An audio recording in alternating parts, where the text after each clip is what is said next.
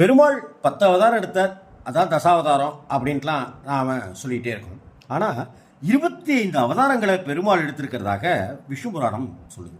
குமார அவதாரம், வராக அவதாரம், நாரதர் அவதாரம், மத்ஸ்யாவதாரம், யக்ஞாவதாரம், நரநாராயண அவதாரம், கபிலர், தத்தாத்திரேயர், ஹயகிரீவர், ஹம்சாவதாரம், துருவப்பிரியா, ரிஷபர், பிருது, நரசிம்மாவதாரம், கூர்மாவதாரம், தன்வந்திரி, மோகினி, வாமனாவதாரம், பரசுராமாவதாரம், வியாசாவதாரம், ராமாவதாரம், பலராமாவதாரம், கிருஷ்ணராவதாரம், புத்தர், கல்கி அப்படின்னு 25 அவதாரங்களையும், சில நேரடியான அவதாரங்கள், சில ஆவேச அவதாரங்கள், சில மறைமுக அவதாரங்கள், சில சக்தி ஆவேச அவதாரங்கள்னு இதை பிரித்து மொத்தம் 25 வகையான அவதாரங்களை பெருமாள் நிகழ்த்தி கொண்டே இருந்தார்.